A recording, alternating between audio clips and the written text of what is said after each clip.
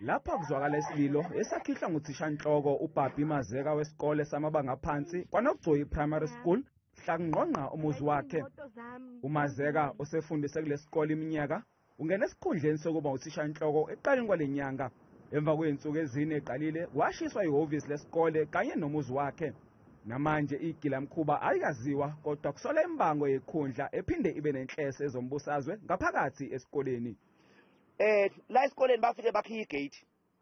At some point bakhiya igate. Ingane azangafunda for 2 days. And akekho umuntu waboshwa ngalokho.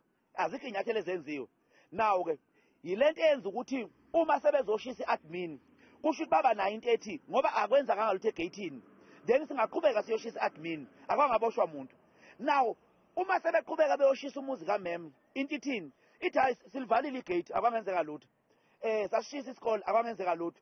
Sesishisa umuzi. Now if amaphoyisa engayidlala indima yawo believe you me bazofika ekudubuleni. Ibhodi elengabe lesikole lithi sekaningi libhalela umnyango ngalolu daba. Lithi nabazali sebeqala ukusabela izingane zabo ezifunda kulesi sikole.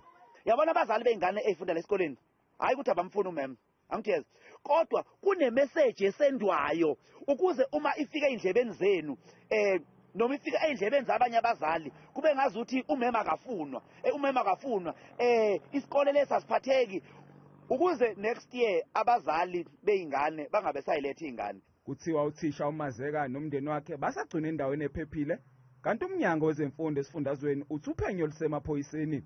Ungqongqoshe womnyango wezemfundo KwaZulu-Natal sesigxeke kakhulu isenzo sokuthi kushiswe umuzi kathisha omkhulu waseKwaNongcoyi Primary School in KwaNongoma. Lokhu kulandela ukuthi nangesonto edlule ama-classroom amabili esikoleni sakhe uthisha omkhulu lo ashiswa. Usenxuse-ke abasebenza ngokomthetho ukuthi baliphuthumise lolu daba ukuze abenzi bobubi bakwazi ukuthi baboshwe futhi sithole nokuthi isizathu yini sokuthi benze ububi obungaka. Ukufunda kuyaqhubeka esikoleni.